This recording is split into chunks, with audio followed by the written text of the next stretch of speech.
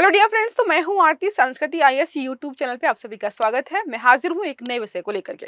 तो आज हम पढ़ने वाले आर्टिकल 12 के बारे में जो है सुप्रीम कोर्ट ने थोड़ी सी व्याख्या की है कि अगर कोई व्यक्ति जो है सरकारी संस्था में काम कर भी रहा है फिर भी वो सरकारी कर्मचारी नहीं है।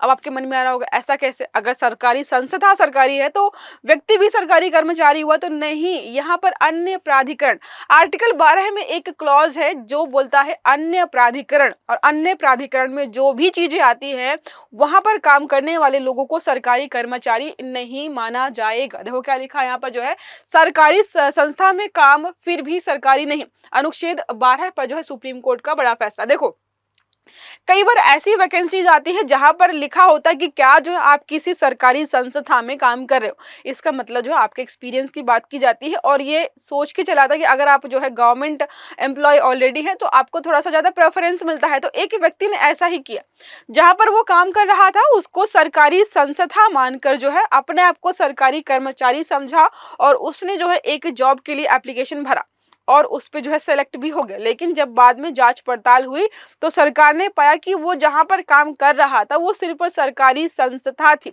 सरकार के द्वारा वित्त पोषित संस्था थी, ना कि जो है सरकारी जो है मतलब एक तरीके से यहाँ पर जो राज्य की परिभाषा में जो आता है उसको हम सरकारी बोलते हैं। तो वो राज्य की परिभाषा में आ तो रहा था लेकिन वहां पर जो काम करने वाले लोग हैं उनको हम सरकारी कर्मचारी के रूप में नहीं मानते हैं, तो उसकी नियुक्ति जो है कैंसिल करके जीरो कर दी गई। यही मामला देखो क्या लिखा है यहाँ पर, जो है सुप्रीम कोर्ट ने हाल ही में एक महत्वपूर्ण फैसला सुनाते हुए कहा है कि अनुच्छेद 12 के तहत राज्य मानी जाने वाली संस्था में काम करने वाला व्यक्ति स्वतः सरकारी कर्मचारी नहीं माना जाएगा, क्योंकि इसके तहत बहुत सारी चीजें ऐसी है जहां पर राज्य सरकारें और केंद्र सरकारें कोई सहकारी संस्था है, कोई ऐसा जो है पीएसयू है जिसको क्या है सरकार जो है वित्त पोषित कर रही है या सरकार की राज्य की परिभाषा में तो वो आ रहा है, लेकिन फिर भी जो है सरकारी हम उसको नहीं मानते हैं। देखो क्या लिखा है, यह निर्णय विशेष रूप से उन मामलों में जो है प्रासंगिक है जहां राज्य द्वारा समर्थित स्वायत्त निकायों में, मतलब जो है राज्य क्या है किसी स्वायत्त निकाय, किसी प्राइवेट पर्सन के निकाय को समर्थित कर रहा है और वहां पर कोई व्यक्ति काम अगर कर रहा है तो उसको सरकारी सेवक बताकर जो है अलग अलग प्रकार के जो सरकारी पद है वहां पर आवेदन ना किया जाए, क्योंकि जो व्यक्ति है उसने आवेदन किया और उसमें अपने आप को बताया कि हाँ मैं सरकारी कर्मचारी हूँ, लेकिन वो सरकारी कर्मचारी गवर्नमेंट एम्प्लॉय नहीं माना जाता। तो आप में से जितने लोग भी ऐसे हैं जो कि किसी जो है स्वायत्त संस्था में, सहकारी संस्था में या पीएसयू में काम करते हो, एक बार चेक कर लीजिएगा कि क्या वो सरकारी है, मतलब जो है क्या उसको राज्य के तहत अगर काउंट करें तो आपकी नौकरी जो है वो गवर्नमेंट है या फिर जो है सिर्फ जो है गवर्नमेंट द्वारा एक तरीके से सपोर्ट की जाने वाली संस्था है जो किसी प्राइवेट पर्सन की है। तो इन फ्यूचर जब कभी आप जो है जॉब के लिए अप्लाई करें, अब देखो व्यक्ति को कितना बड़ा झटका लगा होगा, वो तो अपने आप को यही मान रहा था कि भाई मैं गवर्नमेंट एम्प्लॉय हूँ और इसी आधार पर उसने दूसरे वैकेंसी के लिए अप्लाई किया और जो है जॉब भी लग गई। अब बाद में पता चलता उसको कि नहीं, मेरा संस्थान तो गवर्नमेंट है ही नहीं, इतना समय शायद जो है किसी और चीज के लिए लगाता तो वो कहीं और पहुंच सकता था। अब बात करते हैं अनुच्छेद 12 की परिभाषा। तो अनुच्छेद 12 की परिभाषा मौलिक अधिकारों के संदर्भ में राज्य के दायरे को निर्धारित करती कौन कौन आता है, केंद्र और राज्य सरकारें आती हैं, संसद और विधानमंडल आते हैं, स्थानीय प्राधिकरण म्युनिसिपैलिटीज जो है वो सारी आती हैं, अन्य प्राधिकरण जो सरकार द्वारा नियंत्रित या वित्त पोषित हैं। देखो इसके बारे में ही हम बात कर रहे हैं कि अगर यहाँ पर है तो ये राज्य की अन्य जो प्राधिकरण हैं वो राज्य की परिभाषा में तो आते हैं, लेकिन यहाँ पर जो काम करने वाले लोग हैं वो सरकारी कर्मचारी नहीं माने जाएंगे। प्रकरण की पृष्ठभूमि के बारे में बात करते हैं तो याचिकाकर्ता ने जो है जूनियर वीवर के पद के लिए अप्लाई किया था और जो है वहां पर कहा था कि वो सरकारी कर्मचारी है, वो यहाँ पर काम कर रहा था। त्रिपुरा जो है tribal welfare residential education institute society, यहाँ पर जो है वो काम कर रहा था, ठीक है, और जो है एक कर्मचारी के रूप में था लेकिन सरकारी कर्मचारी नहीं मानेंगे। अब सुप्रीम कोर्ट की टिप्पणी यही है कि भाई जो ये संस्थान है ये आर्टिकल 12 के तहत जो है भले ही राज्य की परिभाषा में आता हो लेकिन ये अन्य प्राधिकरण हो गया और यहाँ पर कोई व्यक्ति काम कर रहा है किसी अन्य प्राधिकरण में तो उसको हम जो है सरकारी नियमों के तहत जो है सिविल पद नहीं मानेंगे, और सिविल पद नहीं मानेंगे तो सरकारी कर्मचारी नहीं है, सरकारी कर्मचारी नहीं है। तो आप आवेदन करते समय यही नहीं बोलेंगे कि मैं सरकारी जॉब पर हूँ, ये आपको याद रखना है। 1965 का सीसीए जो है नियम है वो उसका हवाला यहाँ पर दिया गया है कि नियम 2H के अनुसार सरकारी कर्मचारी वह है जो केंद्र या राज्य सरकार के अधीन सिविल या सिविल पद धारण करता है, सिविल सेवा या सिविल पद धारण करता है। और यहाँ पर जो व्यक्ति था वो जो है क्राफ्ट टीचर था, जो इस परिभाषा में नहीं आता है। ठीक है, ये सारा आपको याद रखना है। अब बात करते हैं, जैसे आपने कई बार सुना होगा कि फर्जीवाड़े के माध्यम से लोगों की जॉब वगैरह लगवाते कि 15 लाख दे दो, 20 लाख दे दो।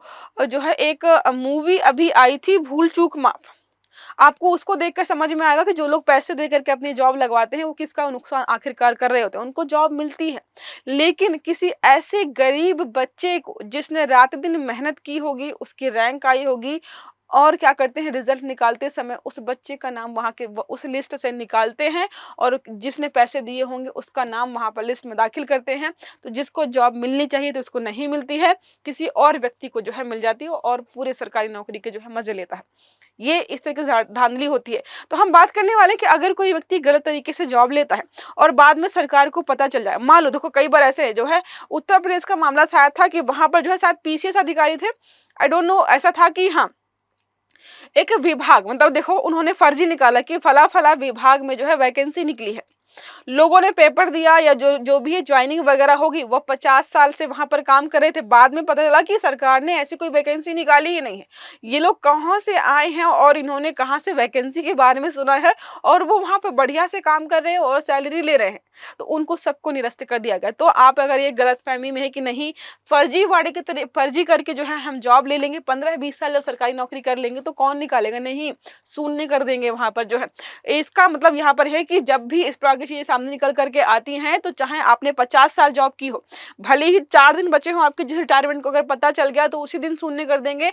तो कितने वर्षों तक काम किया है ये चीज यहाँ पर मैटर ही नहीं करती है। इसको हम बोलते हैं, देखो क्या बोलते हैं, जो है स्टोपल नियम, स्टोपल नियम बोलते हैं। स्टोपल नियम का यही मतलब होता है, समानता कहता है कि कोई व्यक्ति उस बात का खंडन नहीं कर सकता है जिसे उसने पहले स्वीकारा हो, यदि सामने वाला उस पर निर्भर रहा। मतलब जो है आपने पहले बताया कि जो है हमारी जो है या मेरी क्वालिफिकेशन ये हैं, और जो है बाद में जब डॉक्यूमेंट वेरिफिकेशन हुआ तो पता चला कि क्वालिफिकेशन आपकी है ही नहीं। इसका मतलब आपने पहले, जैसे आप फॉर्म भरते हो ना तो उसमें पूछता है ना कि आप डोमिसाइल हो बिहार के, आपने बोल दिया यस, आपने एक्सेप्ट कर दिया, आपने वहां चीज का फायदा उठाने के लिए डोमिसाइल में यस कर दिया। जब साफ फाइनल हुआ, डॉक्यूमेंट वेरिफिकेशन हुआ, तो आप दिखा रहे हो कि आप बिहार के लोकल नहीं हो, वहाँ के रेजिडेंस नहीं हो। इसका मतलब जो है जो आप पहले हाँ बोल रहे थे उसके लिए बाद में ना बोलेंगे तो आपकी जो जॉब वगैरह वो जीरो हो जाएगी वहां पर। अब बात करते हैं संवैधानिक और जो है कानूनी सिद्धांतों की पुनर्स्पष्टि। निर्णय ने जो है स्पष्ट किया कि केवल राज्य शब्द की व्यापकता से सरकारी पद की पात्रता तय नहीं होती है, नौकरी की प्रवृत्ति देखनी पड़ती है, नियुक्तिकर्ता की स्थिति की भाई किसने नियुक्त किया है, क्या सेवा शर्तें हैं, ये सारा आपको यहाँ पर देखना पड़ेगा। अब महत्वपूर्ण बिंदु आर्टिकल 12 हमने देख लिया है, राज्य की परिभाषा बताता है। संबंधित संस्था जो है जो मामला चला था वो ये है। प्रमुख प्रावधान की बात करते थे, सीसीएस जो है रूल्स 1965 का रूल नंबर 2H देखा है हमने।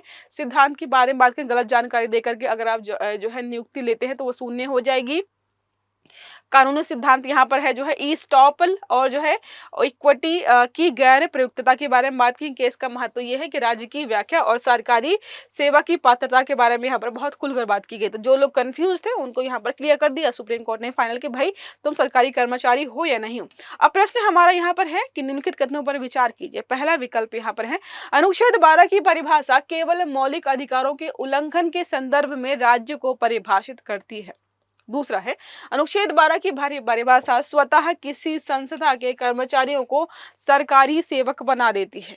ठीक है, अब इसमें कौन सा आंसर सही है आपको कमेंट बॉक्स में बताना है। तो छोटा सा आर्टिकल था जिसमें हमने पढ़ा है कि सरकारी संस्था में काम करने के बावजूद भी आप सरकारी नहीं है, ये आप यहाँ पर जान लीजिए और सुप्रीम कोर्ट ने इसको बहुत क्लियर बता दिया है। तो वीडियो अच्छा लगा है तो लाइक कर दीजिएगा, चैनल को सब्सक्राइब कर दीजिए ताकि मतलब इस प्रकार के जितने भी आर्टिकल्स जो आपके एग्जाम्स के लिए बहुत इंपॉर्टेंट होते हैं वो सारे आपको समय पर मिलते रहें। तो अच्छे से पढ़िएगा। Have a good day, thank you.